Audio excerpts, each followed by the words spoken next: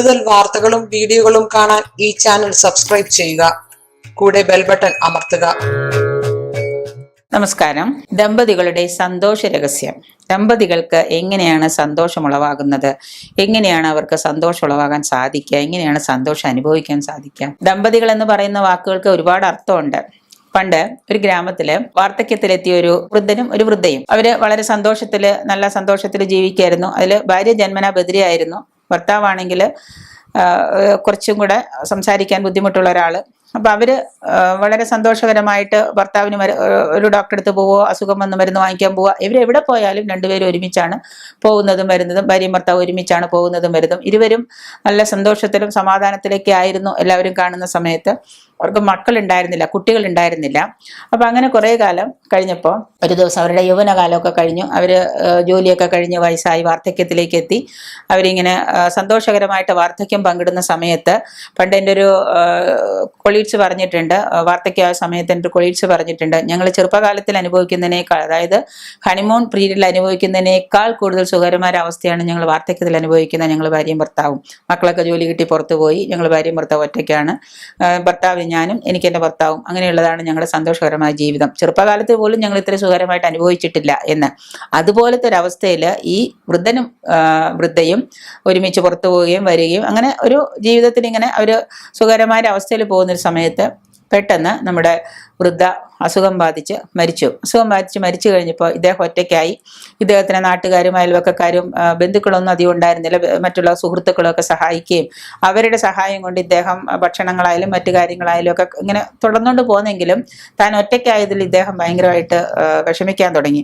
അങ്ങനെ വിഷമിച്ചു കഴിഞ്ഞ് ഒരു ദിവസം ഇദ്ദേഹം ഒരു അസുഖം വന്ന് പെട്ടെന്ന് മരിക്കുക എന്നുള്ള രീതിയിൽ വളരെ അവശനായി വീട്ടിൽ കിടക്കുന്ന സമയത്ത് അവിടെയുള്ള അയൽവക്കത്തുള്ള ആളുകളെല്ലാം പോയിട്ട് ഒരു വൈദ്യരെ വിളിച്ചോണ്ട്, ഒരു ഡോക്ടറെ വിളിച്ചോണ്ട്, പണ്ട് കാലത്ത് വൈദ്യരെ വിളിച്ചോണ്ട് വീട്ടിലേക്ക് വന്നു. ഇദ്ദേഹത്തെ ഒന്ന് നോക്കാൻ വേണ്ടിയിട്ട്, മരിക്കാറായി എങ്കിലും ഒന്ന് കാണിക്കാന്ന് പറഞ്ഞ് ഒരു കൺസൾട്ടിങ്ങിന് വിളിച്ചോണ്ട് വന്നു. അങ്ങനെ വൈദ്യര് വന്നു കഴിഞ്ഞപ്പോൾ ഇവിടെ ഇരുന്ന് കഴിഞ്ഞപ്പോൾ കാര്യം ഇന്നത്തെ പോലെ ഫ്ലാറ്റ് ഒന്നും അല്ല, നാട്ടുമ്പുറത്തെ വീടായതുകൊണ്ട് ഒരാൾക്ക് അസുഖം വന്നാൽ പലരും ഓടിയെത്തും. വന്ന് എല്ലാവരും കണ്ടു ഇദ്ദേഹം മരിക്കാൻ പോവുകയാണ്. അപ്പോൾ വൈദ്യര് അടുത്ത് വന്നിരുന്നപ്പോൾ ഇദ്ദേഹത്തോട് ചോദിച്ചു, സംസാരിച്ചു. ഇദ്ദേഹം പണ്ട് തൻ്റെ ഭാര്യയുടെ കൂടെ കഴിഞ്ഞിരുന്ന കാര്യങ്ങളൊക്കെ പറഞ്ഞു. വളരെ ഇഷ്ടത്തോടെ ഭയങ്കര പ്രചോദനമായിട്ട് വൈദ്യരോട് ഇങ്ങനെ പറഞ്ഞുകൊണ്ടിരിക്കുകയാണ്. അപ്പൊ ഞങ്ങളുടെ അടുത്തൊക്കെ കൗൺസിലിങ്ങിന് വരുന്നവർ പറയും അവരുടെ ജീവിത രഹസ്യങ്ങളും ജീവിതത്തിലെ ബുദ്ധിമുട്ടുകളും വിഷമങ്ങളൊക്കെ ഇങ്ങനെ കേൾക്കാൻ ഒരാളുണ്ടെങ്കിൽ പറയാനൊരു ഇതായിരിക്കും. അപ്പൊ അതുകൊണ്ട് തന്നെ ഇങ്ങനെ മണിക്കൂറുകളോളം ഇരുന്ന് കരഞ്ഞും മറ്റുള്ളതിരുന്ന ജീവിതത്തിലെ ബുദ്ധിമുട്ടുകളും വിഷമങ്ങളും കുടുംബജീവിതത്തിലെ പ്രശ്നങ്ങളൊക്കെ ഇങ്ങനെ പറയാറുണ്ട്. എന്ന പോലെ ഇദ്ദേഹവും ഈ വൃദ്ധനും ഈ വൈദ്യരോട് എല്ലാം പറഞ്ഞു. വൈദ്യർ അതെല്ലാം കേട്ടു. ഇതെല്ലാം കേട്ട് കഴിഞ്ഞപ്പോൾ അദ്ദേഹത്തിന് ഭയങ്കര ഒരു ബഹുമാനം തോന്നി. കാരണം ഇത്രയും സ്നേഹത്തോടെ കഴിഞ്ഞ ഒരു ഭാര്യയും ഭർത്താവും. അപ്പോൾ എന്തായാലും ഇദ്ദേഹത്തിന്റെ അസുഖത്തിന്റെ കാര്യം ഭാര്യ മരിച്ചതാണ്. അപ്പോൾ ഇത് പറഞ്ഞു കഴിഞ്ഞപ്പോൾ ആ ഒരു സൊല്യൂഷൻ പറയാൻ വൈദ്യര് ആലോചിക്കുക, എന്ത് പറയണം, എങ്ങനെ അദ്ദേഹത്തിന്റെ അസുഖം മാറ്റി കൊടുക്കാം. അപ്പൊ മരണം വരാൻ കാരണം, ഇദ്ദേഹത്തിന് അസുഖം വരാൻ കാരണം തന്റെ ഭാര്യ നഷ്ടപ്പെട്ട ദുഃഖമാണ് എന്ന് അദ്ദേഹത്തിന് മനസ്സിലായി. അപ്പൊ അങ്ങനെ സ്വന്തം ഇണക്കിളി പറന്നു പോകുമ്പോൾ ഉണ്ടാകുന്ന താങ്ങാനാവാത്ത ദുഃഖത്തിൽ നിന്നാണ് ഇദ്ദേഹത്തിന് ഈ അസുഖം ഉണ്ടായത്. ഉടനെ വൈദ്യര് ഇങ്ങനെ നോക്കിക്കഴിഞ്ഞപ്പോൾ ചോദിച്ചു, എന്താണ് ഇതിന് പ്രതിവിധി, എന്താ ചെയ്യാന്ന് ആലോചിച്ചിട്ട് ഇങ്ങനെ നോക്കുമ്പോൾ ഇദ്ദേഹം പറഞ്ഞു, ആ കട്ടിന് താഴെ ഇരിക്കുന്ന ഒരു പെട്ടി ചൂണ്ടിക്കാണിച്ചു ഈ വൃദ്ധൻ. പെട്ടി ചൂണ്ടിക്കാണിച്ചിട്ട് വൃദ്ധൻ പറഞ്ഞു, ആ പെട്ടി ഒന്ന് എടുക്കാൻ പറഞ്ഞു. അപ്പൊ അത് എടുത്തപ്പോൾ വൈദ്യരും അവിടെ ഇരുന്ന ആളുകളും ചെന്ന് ആ പെട്ടി എടുത്ത് തുറന്നു നോക്കിയപ്പോൾ അതിൽ കുറെ പാവകൾ ഇങ്ങനെ ഉണ്ടാക്കി, തുണി കൊണ്ട് തുന്നിയ പാവകൾ അതിലുണ്ടാക്കി വെച്ചിരിക്കുന്ന കണ്ടു. അപ്പൊ വൃദ്ധൻ ചോദിച്ചു, ഇതാണോ നിങ്ങളുടെ രോഗത്തിന് ഉചിതമായ മരുന്ന്, ഇതാണോ നിങ്ങൾക്ക് കാരണം, ഇതെന്താ എന്ന് ചോദിച്ചപ്പോൾ പറഞ്ഞു, പണ്ട് കാലത്ത് ഞാനും എൻ്റെ ഭാര്യയും കൂടി ദേഷ്യം വരുമ്പോൾ അവൾക്ക് ചെവി കേൾക്കില്ല, എനിക്ക് സംസാരിക്കാനും കുറച്ച് വിക്കലുണ്ട്. ആ സമയത്ത് ഞങ്ങൾ വഴക്കടിക്കുമെന്ന് തോന്നുന്ന സമയത്ത്, പരസ്പരം ദേഷ്യം വരുന്നു അല്ലെങ്കിൽ പരസ്പരം പൊരുത്തപ്പെടൽ പറ്റില്ല എന്ന് തോന്നുന്ന സമയത്ത് ഞാൻ ദേഷ്യപ്പെടാൻ തുടങ്ങുമ്പോൾ അവൾ എന്ത് ചെയ്യുമെന്ന് വെച്ച് കഴിഞ്ഞാൽ പാവകളെ എടുത്ത് തുണിയും പഞ്ഞിയും നൂലും ഒക്കെ എടുത്തു വെച്ചിട്ട് പാവകളെ ഉണ്ടാക്കും. ഈ പാവകളെ ഇങ്ങനെ ഉണ്ടാക്കി കൊണ്ടിരിക്കും. അപ്പൊ ഞാൻ എന്ത് തന്നെ പറഞ്ഞാലും ദേഷ്യപ്പെട്ടാലും പ്രതികരിക്കില്ല എന്നോട്, പാവകളെ ഉണ്ടാക്കിക്കൊണ്ടിരിക്കും. ആ പാവകളെ എല്ലാം അവൾ ഈ പെട്ടിയിൽ ഇങ്ങനെ ഇടയ്ക്ക് വെക്കുമായിരുന്നു. അപ്പൊ എത്ര തവണ ഞാൻ അവളോട് ദേഷ്യപ്പെട്ടിട്ടുണ്ടെന്നും എത്ര തവണ ഞാൻ അവളെ ഉപദ്രവിച്ചിട്ടുണ്ട്, മീൻസ് വാക്കുകൾ കൊണ്ട് ഞാൻ അവളെ ഉപദ്രവിച്ചിട്ടുണ്ടെന്നുള്ളതും ഈ പാവകൾ നോക്കുമ്പോഴാണ് എനിക്ക് മനസ്സിലാകുന്നത്. കാരണം അത്രയും നല്ല കൂടെ ജീവിച്ചിരുന്ന ഒരു ഭാര്യയോട് ഇത്രയും പ്രാവശ്യം ഞാൻ പിണങ്ങിയല്ലോ എന്ന് ആലോചിച്ചപ്പോൾ എനിക്ക് സഹിക്കുന്നില്ല വിഷമം. അതാണ് വൃദ്ധൻ പറഞ്ഞു വന്നത്.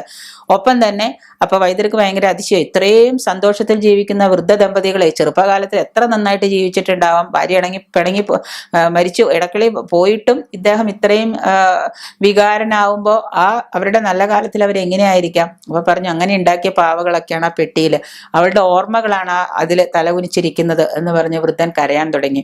ഉടനെ തൊട്ടപ്പുറത്ത് വീണ്ടും ഒരു പെട്ടി ഇരിക്കുന്നുണ്ടപ്പോ ചോദിച്ചു, അപ്പൊ അതെന്താ പെട്ടി എന്ന് ചോദിച്ചു വൈദ്യര്. അപ്പൊ ഉടനെ പറഞ്ഞു, ആ പെട്ടിയും തുറക്കാൻ പറഞ്ഞു. തുറന്നപ്പോ അതിൽ കളിമണ്ണിന്റെ കുറച്ച് രൂപങ്ങൾ, ശില്പകലകളെ കളിമണ്ണിന്റെ രൂപങ്ങളൊക്കെ ഉണ്ട് അതില്.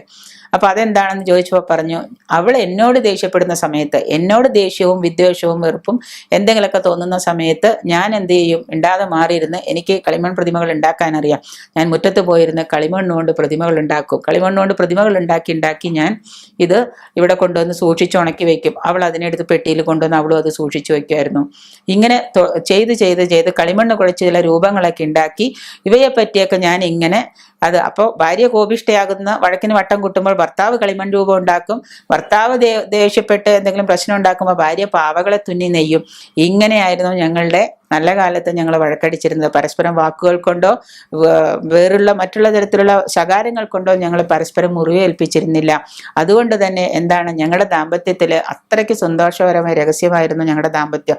അത്ര സന്തോഷകരമായിരുന്നു. അതുകൊണ്ട് തന്നെ ഞങ്ങൾക്ക് ജീവിച്ചു മതിയായില്ല. അവളെ എന്നെ ഒറ്റക്കിട്ടിട്ട് പോയ സങ്കടം കൊണ്ടാണ് എനിക്കിപ്പോൾ രോഗം വന്നതും ഞാൻ മരണപ്രായന ഇവിടെ കിടക്കുന്നതും എന്ന് പറഞ്ഞു.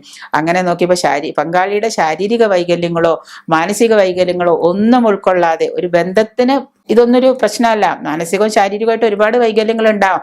പക്ഷെ ഇതെല്ലാം തന്നെ അതിനെ പ്രതി നമ്മൾ ബന്ധം രണ്ടായിട്ട് മുറിഞ്ഞു പോകാതെ നമ്മളുടെ കുടുംബത്തിനും സമൂഹത്തിനും വേണ്ടിയിട്ട് നമ്മൾ ഈ സന്തോഷ രഹസ്യം പകർത്തിക്കൊണ്ടൊരു ജീവിതം മുന്നോട്ട് കൊണ്ടുപോകാൻ നോക്കുക.